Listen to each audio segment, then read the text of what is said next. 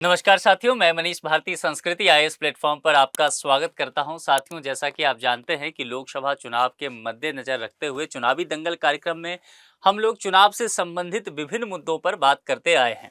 और अब तो चुनाव संपन्न हो गया, सरकार का भी गठन हो गया है, पोर्टफोलियो भी डिसाइड कर लिया गया।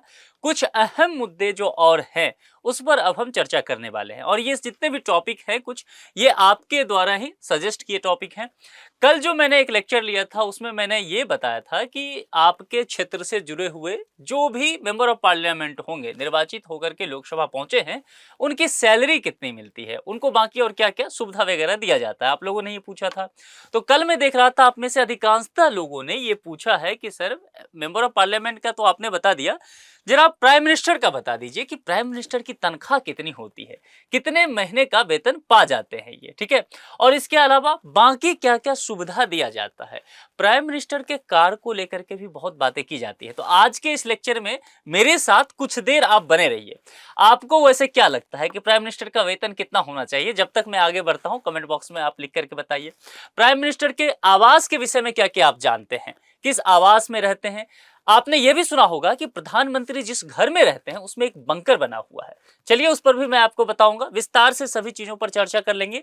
उनके लिए सुरक्षा की क्या व्यवस्था की गई है, एक जो लेयर तैयार किया गया है उसकी बात करेंगे। और जो मैंने खास करके कहा उनके कार को लेकर के, उसकी चर्चा करेंगे कि उसकी क्या क्या खासियत है, किस तरह से हवाई यात्रा वगैरह वो करते हैं, क्या क्या सुविधाएं दी जाती है, पेंशन क्या प्राइम मिनिस्टर को मिलता है। इसके अलावा एक और चीज आप लोगों ने ही पूछा था कि पूर्व प्रधानमंत्री कोई है तो उनके लिए भी बता दीजिए। तो मैंने क्या किया, अलग से लेक्चर लेकर के इसमें दोनों ही बातों को शामिल कर दिया कि अभी जो प्रधानमंत्री हैं उनको कितना वेतन वगैरह मिलेगा, और पूर्व प्रधानमंत्री हैं तो उनको कितना पेंशन मिलेगा, ठीक है। वैसे अगर मैं आपको बताऊं तो देश में दो ही व्यक्ति अभी हैं जो कि पूर्व प्रधानमंत्री रहे हैं और जीवित भी हैं। एक जो है वह कर्नाटक के देवगौड़ा साहब, और दूसरे हैं मनमोहन सिंह जी।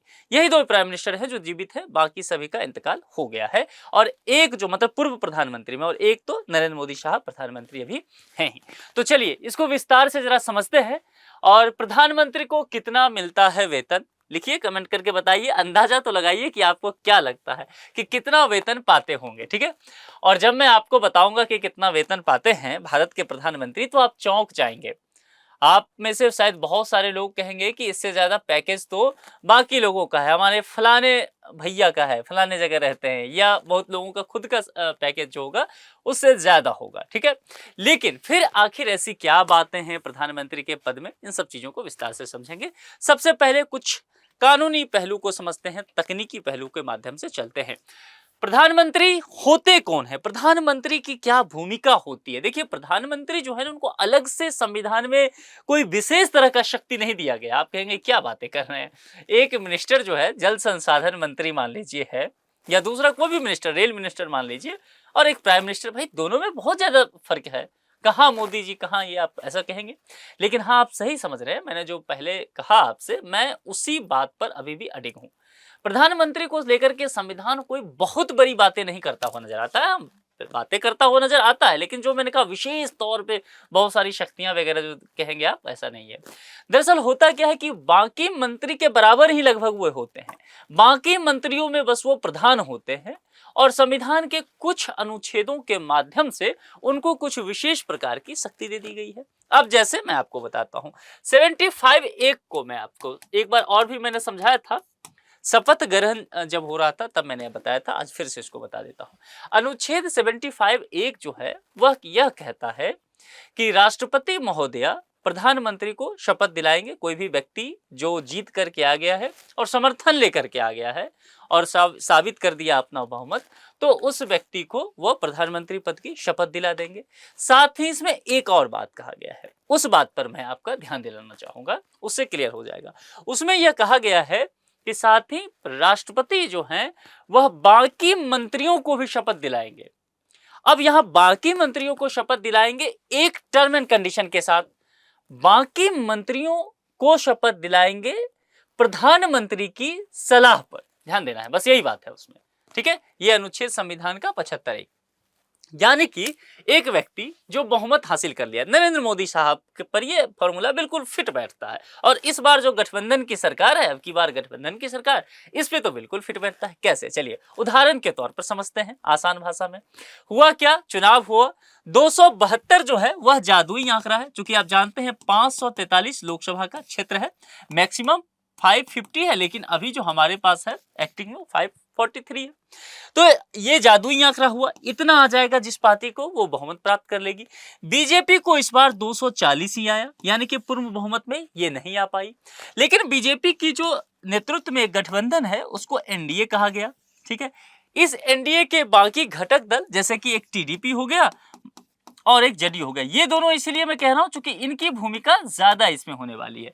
नीतीश कुमार जी की पार्टी बिहार की, और तेलुगु देशम पार्टी जो आंध्र प्रदेश की है, चंद्रबाबू नायडू की, जो अभी आंध्र प्रदेश में चीफ मिनिस्टर के रूप में शपथ भी लिए हैं, ठीक है। तो यहां ये मामला समझ गया। इन सब को मिला करके इन्होंने क्या किया, 240 से आगे बढ़ते हुए 290-95 तक पहुंच गए, मतलब 72 से ऊपर जितना भी चले गए डजंट मैटर, उनकी सरकार बस मजबूत हो रही है। यहां ये आंकड़ा जैसे ही पार कर लिया, ये प्रधानमंत्री बनने के लायक हो गए, ये पहुंच गए राष्ट्रपति महोदया के पास कि ये लीजिए, सभी घटक दल ने हमें समर्थन का प्रस्ताव पत्र दे दिया है, ये आपको हम सौंप रहे हैं, अब मुझे फटाफट आप जो है प्रधानमंत्री पद की शपथ दिला दीजिए। तो प्रधानमंत्री को राष्ट्रपति महोदया कहेंगे, आप बताइए कि ठीक है किस दिन आप शपथ लेना चाहते हैं। बता दिया इन्होंने कि भाई रविवार का दिन होगा और 9 जून होगा, 7:15। कहाँ, तो राष्ट्रपति भवन में। मामला हो गया, सारा कुछ तैयारियां कर ली गई, ये सब चीजें हो गया। अब प्रधानमंत्री फिर से राष्ट्रपति महोदया से कुछ कहते नजर आते हैं। मोदी साहब क्या कहते हैं, कहते मैडम देखिए ऐसा है कि मैं तो प्राइम मिनिस्टर बन गया, ठीक है, लेकिन मैं जो इस देश को चलाऊंगा ना, मुझे वोट दिया है लोगों ने इस बात के लिए कि मैं इनके हित के लिए कुछ काम कर सकूं, ठीक है। अब इनके हित के लिए बहुत सारे काम करने हैं, बुलेट ट्रेन भी मुझे लाना है, हवाई जहाज भी उड़वाने हैं मुझे, है ना, जल संसाधन मंत्रालय में भी काम करना है, एग्रीकल्चर के लिए भी काम करना है, तो बहुत सारे सेक्टर हैं। लेकिन मैं कैसे इतना सारा काम करूंगा, तो मैंने ऐसा कर लिया कि मैंने और कुछ लोगों को, मेरे जो दोस्त यार हैं जो पार्टी में जीत के आए, उन सबको मैंने इकट्ठा कर लिया है और मैंने तय किया है कि इनकी मदद से मैं सरकार चलाऊंगा, सारा काम करूंगा। इन्होंने बताया कि देखिए ये जनाब अमित शाह जी हैं और इनको मैंने गृह मंत्री बना दिया है, ये जनाब जो है वह रक्षा मंत्री बनवाया है मैंने, नाम है राजनाथ सिंह। ऐसे ऐसे करके सबसे परिचय करवा दिया। तो राष्ट्रपति महोदया कहेंगी तो आगे क्या करना है, बोले कि ये 75 एक मेरी सलाह पर आप क्या कीजिए ना, इन सबको भी शपथ दिलवा दीजिए। मैं जिस दिन शपथ लूंगा 9 जून को 7:15 पे, तो आप फिर इनको भी शपथ दिलवा दीजिएगा। समझ में आ रहा है मैं क्या कहना चाह रहा हूं। यानी कि 75 एक कहता है ये संविधान का ये अनुच्छेद कि प्रधानमंत्री के सलाह पर राष्ट्रपति मंत्री परिषद को भी शपथ दिलवाएंगे। अब देखिए मैंने कहा कि बाकी कोई अलग से बहुत बड़ा शक्ति नहीं दिया गया, लेकिन प्रधानमंत्री की सलाह पर, तो प्रधानमंत्री जिसको चाहेगा फिर भैया मिनिस्टर तो उसको बता सकता है कि नहीं। तो इस लिहाज से आप समझिए मंत्रियों में वो जो है प्रधान हो गया। मामला समझ में आ गया। चलिए इस लाइन में यही बातें था, जो उदाहरण जितना मैंने समझाया वो केवल इस लाइन को आपको समझा देने के लिए कि क्या लिखा हुआ है, समझिए। प्रधानमंत्री भारत के कार्यकारी प्रमुख होने के साथ साथ भारत के राष्ट्रपति और मंत्री परिषद के मुख्य सलाहकार हैं। भारत के राष्ट्रपति और मंत्री परिषद, मामला समझ में आ गया। यहां पर है कार्यकारी प्रमुख। देश का प्रथम नागरिक कौन है, राष्ट्रपति होते हैं देश के प्रथम नागरिक, प्रधानमंत्री नहीं होते भारत में।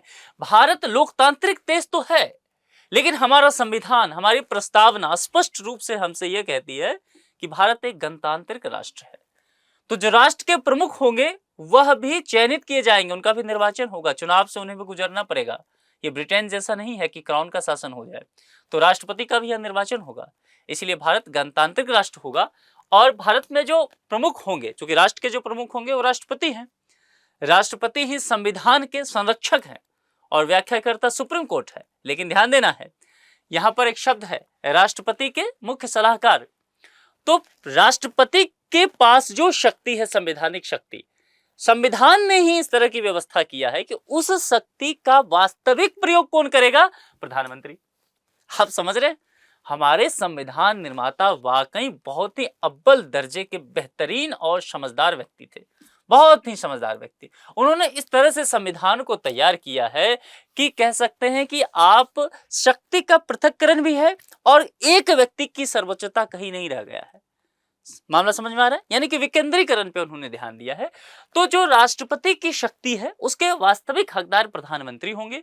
प्रधानमंत्री ही कार्यकारी प्रमुख होते हैं, इन्हीं के दिशा निर्देश पे सारा काम होता है।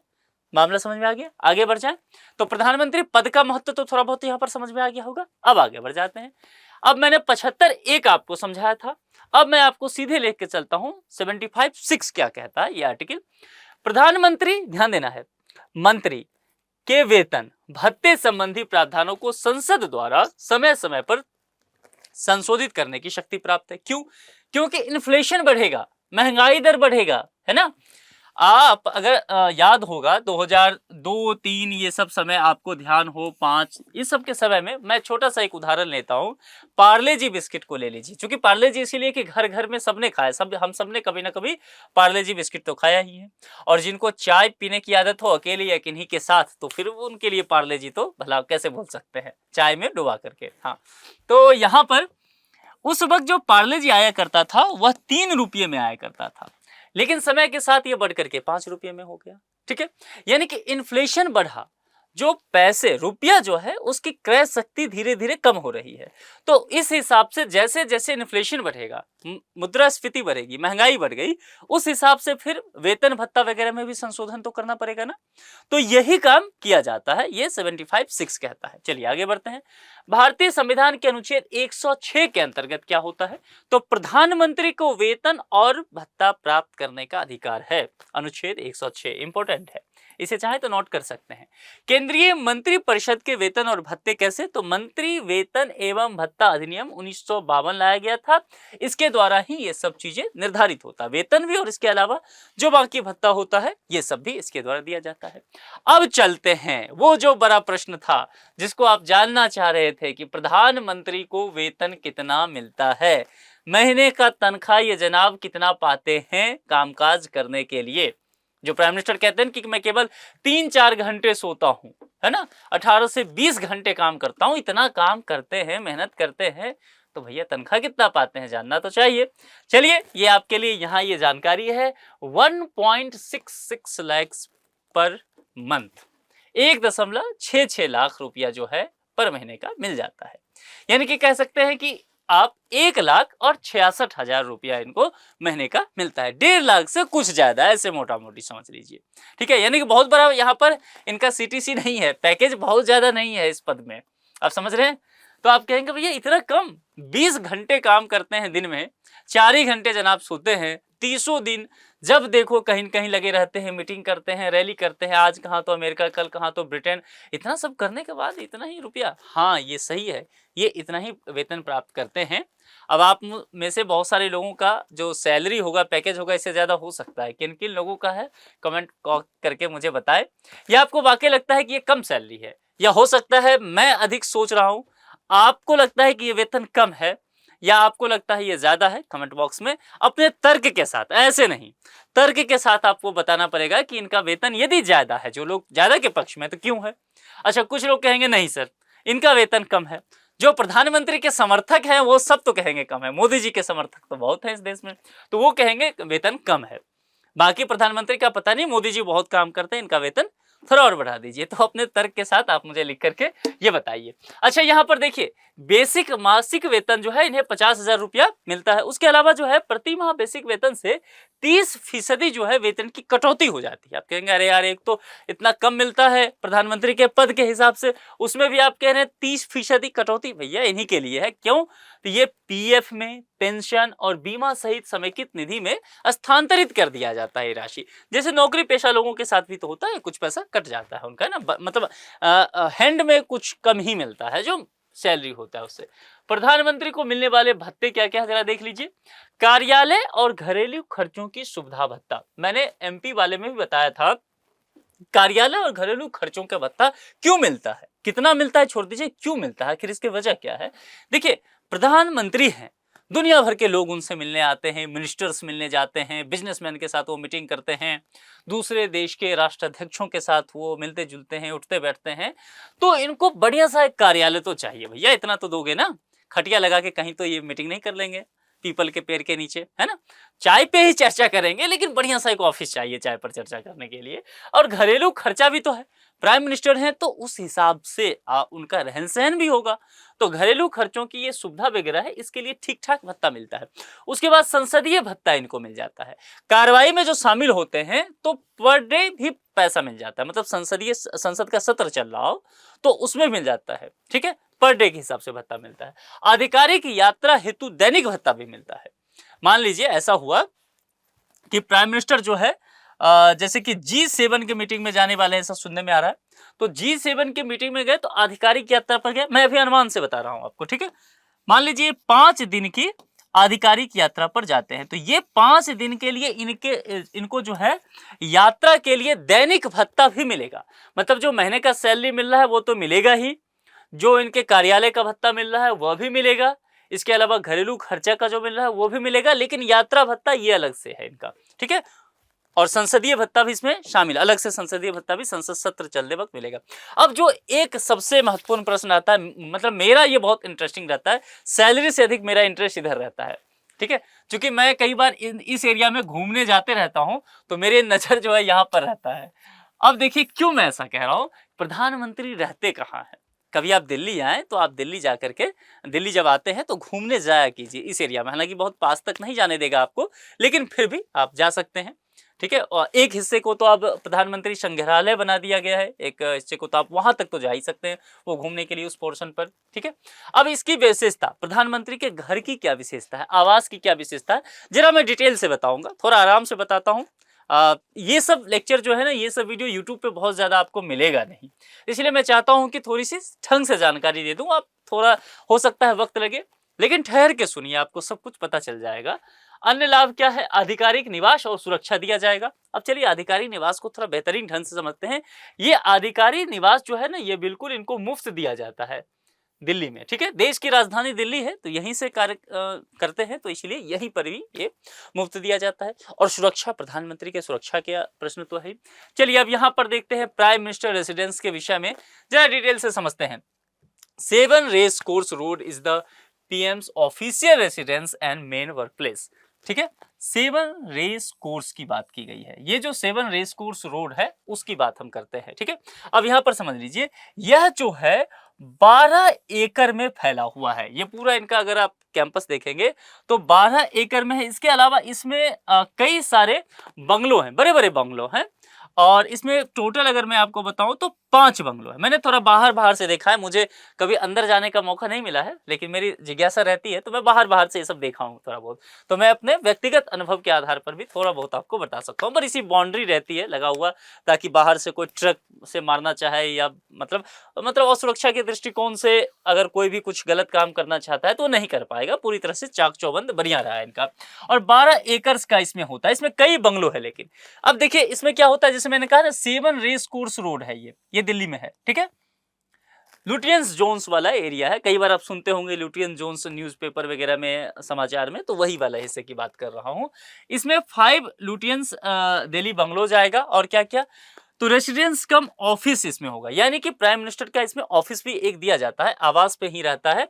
और 5 जो बंगला है उसमें क्या कौन कौन सा है, 1 3 5 7 9, ध्यान देना है ये ऑड नंबर है। ये सब फिर से मैं समझा रहा हूं, मैंने कहा था यूट्यूब पे ये सब जानकारी नहीं मिलेगा। मैं खुद जब इन चीज़ों को सर्च कर रहा था, इन चीज़ों के लिए बहुत रिसर्च कर रहा था, तो मुझे भी बहुत जानकारी नहीं मिला था। फिर मुझे न्यूज़पेपर वगैरह का, ऐसे बहुत सारे जर्नलिस्ट हैं जिन्होंने इस पर काम किया है, तो उस पर सहारा लेना पड़ा।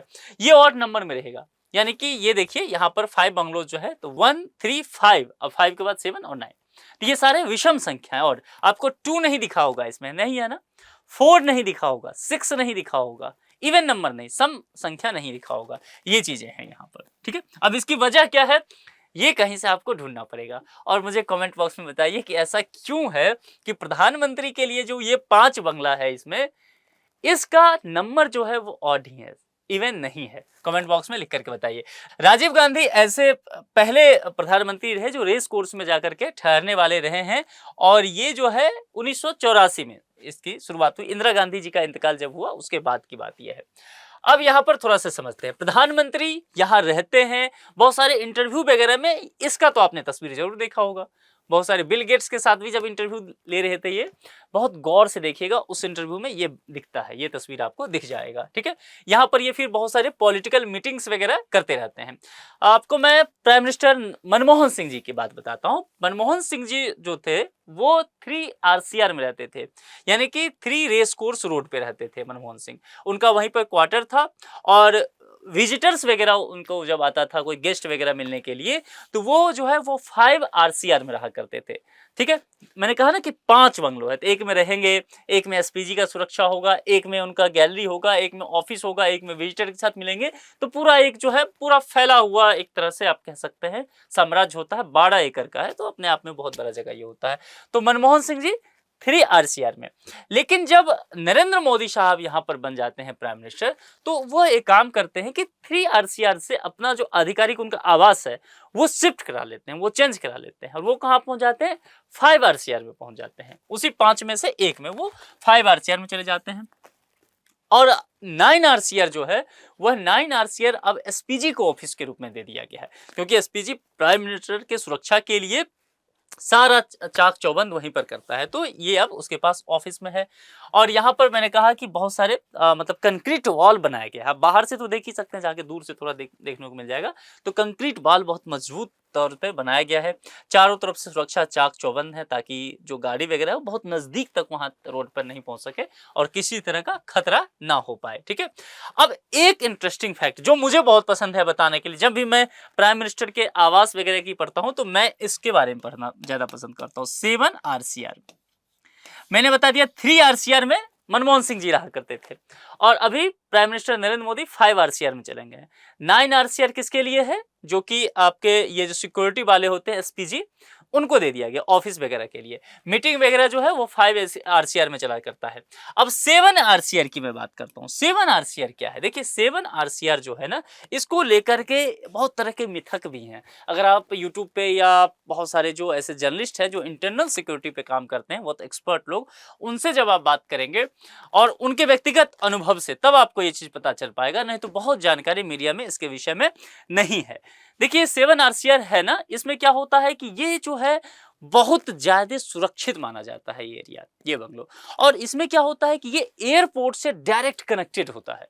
दूसरी बात, इसमें एक बंकर होता है, एक टनल होता है। और वह टनल क्यों होता है, देखिए एक सेफ अंडरग्राउंड जो है टनल होगा, मतलब भूमि के अंदर अंदर एक टनल होगा।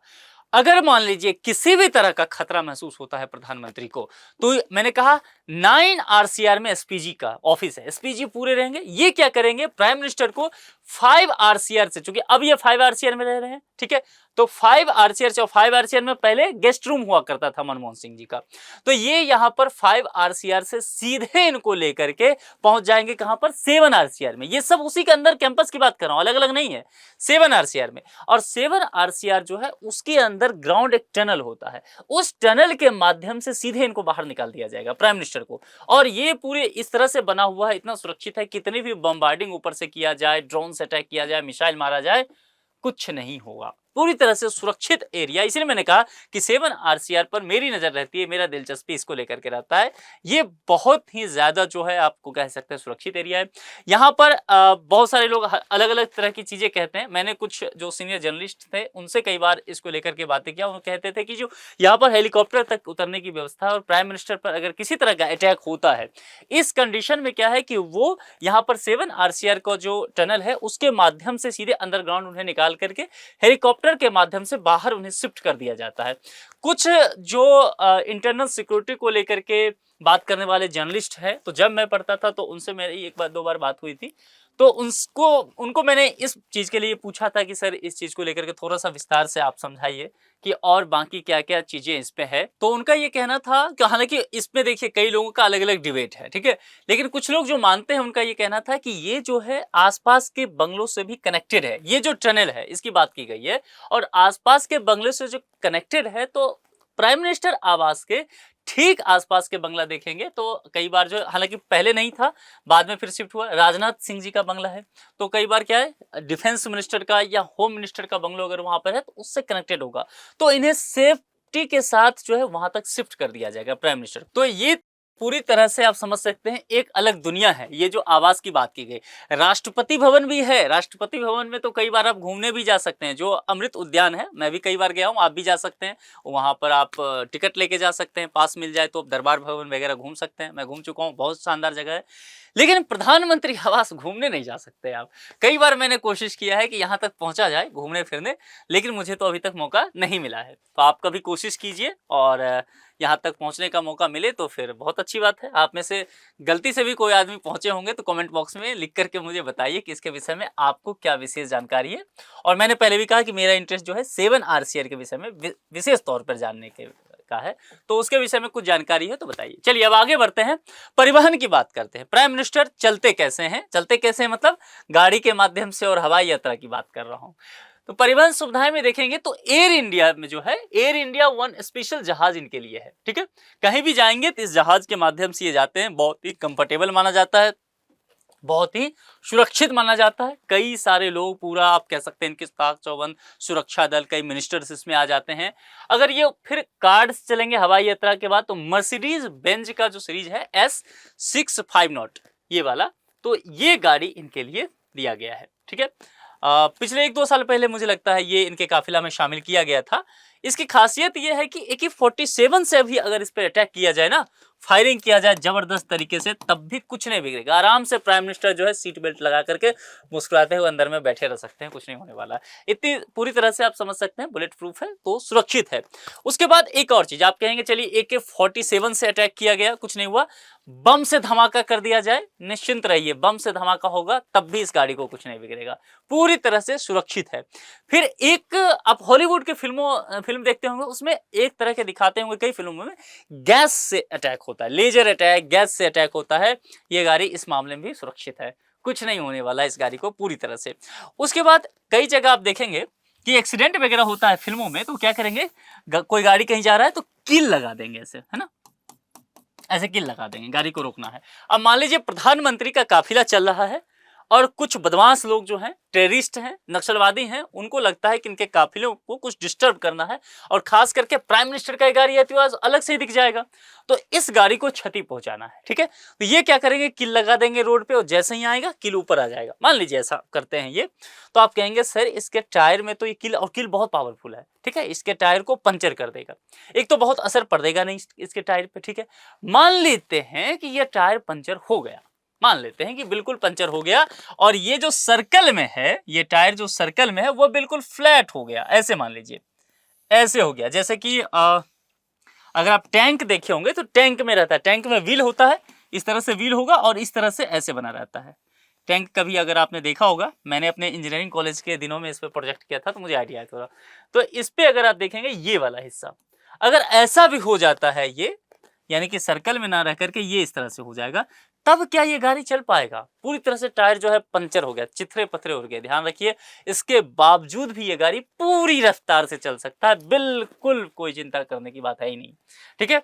तो टायरों के अगर फ्लैट टायर हो जाता है, कहने का मतलब, तब भी ये गाड़ी पूरी स्पीड से दौड़ती रहेगी, इस पर कुछ भी प्रभाव नहीं पड़ने वाला है। मामला इतना समझ में आ गया? तो पूरी तरह से प्राइम मिनिस्टर इसीलिए सुरक्षित रहते हैं, पूरा चाक चौबंद रहता है, पूरा बड़ी सी काफिला चलता है, एम्बुलेंस होता है, उसमें डॉक्टर्स होते हैं प्राइम मिनिस्टर के। उसके बाद संचार के लिए जो है बहुत सारा कह सकते हैं कि आप हाई स्पीड का कनेक्टिविटी इनके पास रहता है, ये सब काफिला में इनके पास मौजूद रहता है, ऑक्सीजन सिलेंडर वगैरह सब कुछ रहता है, खाने पीने की सारी व्यवस्थाएं इसमें दी जाती है। अब आगे बढ़ते हैं, सेवानिवृत्ति अगर होता है तो पेंशन लाभ निश्चित तौर पर इनको मिलेगा। फ्री हवाई और रेल यात्रा, जब मैंने एमपी में बताया था, ये तो प्राइम मिनिस्टर है, समझ ही सकते हैं, तो ये तो मिलेगा ही। आजीवन मुफ्त आवास मिलेगा, अभी पूर्व प्रधानमंत्री की स्थिति बताऊंगा तब ये समझा दूंगा।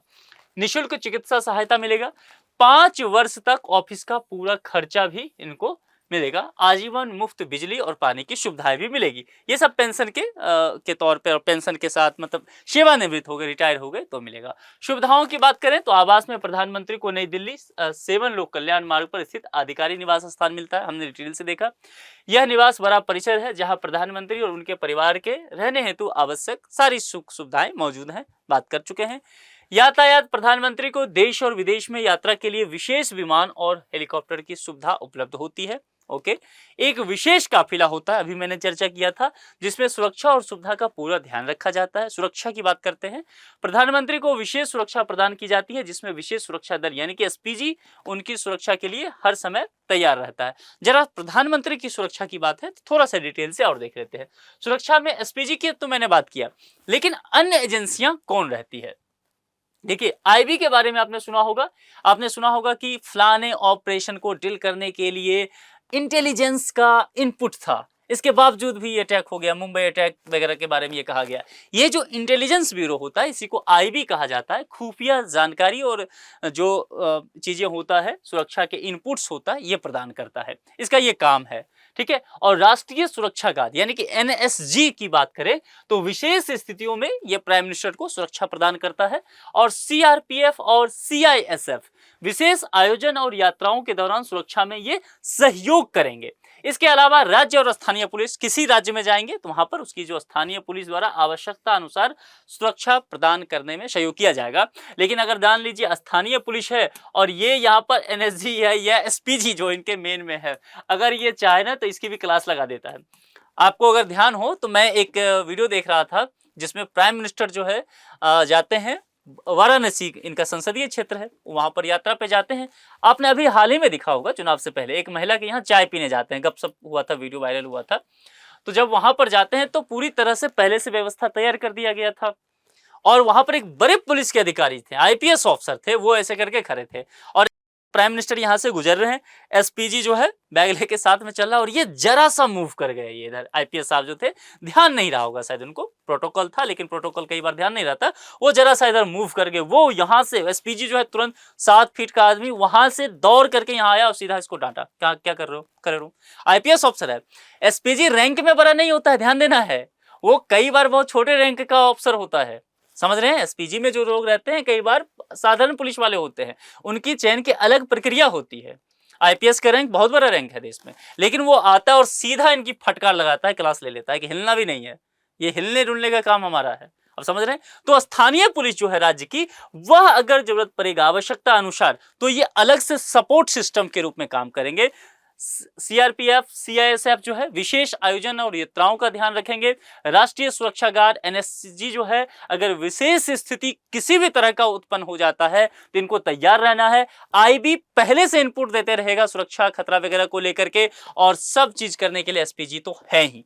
तो ये बात समझ में आ गया, होम मिनिस्ट्री, डिफेंस मिनिस्ट्री, ये सब पूरा इनके लिए काम करता है सुरक्षा को लेकर के। इतना मामला समझ में आ गया। आगे चिकित्सा सुविधा की बात करते हैं। प्रधानमंत्री को उच्चतम स्तर की चिकित्सा सुविधाएं उपलब्ध होती हैं। अब जब भी प्राइम मिनिस्टर का बात किया जाएगा तो देश का सबसे बड़ा अस्पताल अगर की मैं बात करूं तो वह एम्स आता है, जो दिल्ली का एम्स है। एम्स जैसी प्रमुख चिकित्सा संस्थानों में विशेष उपचार की सुविधा होती है। इनका जो है आप नियमित रूप पर चेकअप किया जाता है, अच्छा डाइट प्लान इनको तैयार करके दिया जाता है कि यही ये चीज खाना है आपको, ठीक है, ये सब चीजें होती है। अन्य सुविधाएं क्या है, प्रधानमंत्री को सरकारी गेस्ट हाउस, क्लब और अन्य सरकारी सुविधाओं का उपयोग करने का पूरा अधिकार होता है। इन सब चीजों में कहीं रोक टोक इनसे किया ही नहीं जाता है। चलिए आगे बढ़ते हैं। अब पूर्व प्रधानमंत्री को लेकर के बात करते हैं। मैंने आपसे पहले भी कहा था कि देश में पूर्व प्रधानमंत्री जितने भी रहे हैं उसमें से 2 ही व्यक्ति अभी जीवित हैं। एक जो है वह मनमोहन सिंह, एक तो हो गया मनमोहन सिंह जो कि प्राइम मिनिस्टर नरेंद्र मोदी से पहले रहे हैं, और एक एचडी देवगौड़ा साहब कर्नाटक से आते हैं। इनका बेटा जो है अभी एनडीए में शामिल है और कुमारस्वामी की बात कर रहा हूं, मिनिस्टर भी वो बने हैं। अब पूर्व प्रधानमंत्री को क्या क्या सुविधा मिलता है? पेंशन जो है 20,000 रुपया प्रति माह मिलता है, बहुत ज्यादा रकम नहीं है ये, लेकिन सुविधाएं हैं। आवास जो है नई दिल्ली के लुटियंस जोन में आजीवन मुफ्त मिलता रहता है, ये सुविधा मिलता है। लुटियंस जोन्स में समझ रहे हैं, खड़े रहने की जगह भी मिल जाए तो बहुत बड़ी बात है। और यहाँ पर पूरे जब तक इनका जीवन है तब तक मुफ्त आवास इनको दिया जाएगा नई दिल्ली में। ओके, आजीवन निःशुल्क चिकित्सा सहायता इनको दिया जाएगा। अच्छे डॉक्टर की टीम्स होती है, इनके लिए भी एम्स में व्यवस्था वगैरह रहता है। आप समझिए, मैंने जब कहा पेंशन 20,000 रुपया प्रति माह है तो आप सोच रहे होंगे इतना में तो भाई कैसे काम चलेगा, तो आवास, चिकित्सा, ये सब तो दे ही दिया गया। इसके अलावा 14 लोगों का सचिव स्टाफ होता है पहले 5 वर्ष तक। पहले 5 वर्ष तक इसको कैसे समझना है, देखिए 2009 से लेकर के, हालांकि 2004 से 9 फिर 9 से 14 तक प्राइम मिनिस्टर रहे थे मनमोहन सिंह। तो हम 9 से ले लेते हैं 14 तक की बात। 2009 से 14 तक जो है मनमोहन सिंह साहब जो थे वो प्राइम मिनिस्टर थे। 14 के बाद जो है 2014 से 2019 तक मोदी जी आ गए प्रधानमंत्री बन के, और ये हो गए एक्स प्राइम मिनिस्टर।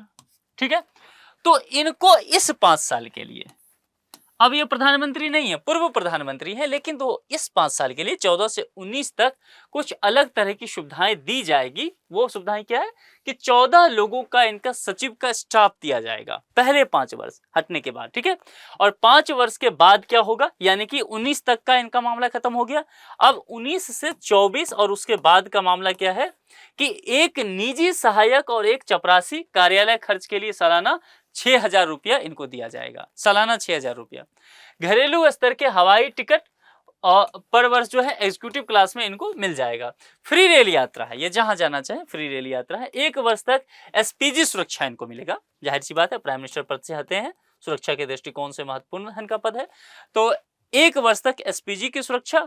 उसके बाद जो है ये देखा जाएगा कि क्या इनके सुरक्षा में कटौती किया जा सकता है। गृह मंत्रालय ये निर्णय लेती है। आप सुनते होंगे न्यूज में ना कि फलाने की एसपीजी सुरक्षा हटा लिया गया, Z+, Y+, ये सब, तो ये निर्णय लिया जाता है। लेकिन अमूमन यही होता है कि एसपीजी सुरक्षा 1 वर्ष तक दिया जाता है, उसके बाद सुरक्षा में कटौती कर ली जाती है। देखा गया है ये व्यवहार तौर पर। आजीवन मुफ्त बिजली और पानी भी मिलेगा, क्योंकि आवास हो गया, चिकित्सा हो गया, बिजली हो गया, पानी हो गया, कार्यालय के लिए खर्चा हो गया, निजी सचिव सहायक दे दिया, अब क्या चाहिए। तो 20,000 पेंशन जो है वह तो बच ही जाएगा, बैंक अकाउंट में जमा रहेगा वो। तो कुल मिलाकर के ये पूरी जानकारी थी जिस पर हमने चर्चा कर लिया है। अब आप में से मुझे वो ज्ञानी लोग बताइए जिनको ये सब जानकारी पहले से पता था। ठीक है, और यदि इसके अलावा भी आपके पास कुछ जानकारी है तो निश्चित तौर पर मुझे भी बताइए, क्योंकि निश्चित तौर पर बहुत सारी बातें हैं, अब इस छोटे से लेक्चर में डिस्कस करना मुमकिन नहीं था। लेकिन आप इसके विषय में और क्या जानकारी चाहते हैं, आपको कैसा लगा ये हमारा लेक्चर, कमेंट बॉक्स में ज़रूर बताइए। बहुत मेहनत करके आपके लिए सारा रिसर्च करके लाते हैं, बदले में आप इतना तो कर ही सकते हैं कि आप चैनल को सब्सक्राइब कर सकते हैं। तो यदि अभी तक आपने संस्कृति आईएएस के चैनल को सब्सक्राइब नहीं किया है तो सब्सक्राइब जरूर कीजिए। और ये सब जो वीडियोज के PDF वगैरह हैं, ये सब जानकारी आपको चाहिए तो संस्कृति आईएएस का टेलीग्राम ग्रुप भी है।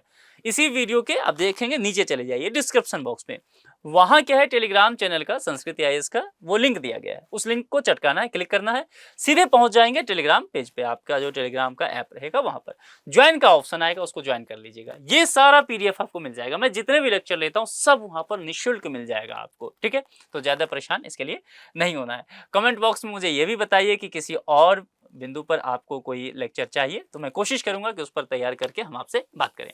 आज के इस लेक्चर में इतना ही रखते हैं। किसी दूसरे लेक्चर में किसी दूसरे मुद्दे के साथ आपसे पुनः मुलाकात होगी। अपना बेहद ख्याल रखिए। शुक्रिया।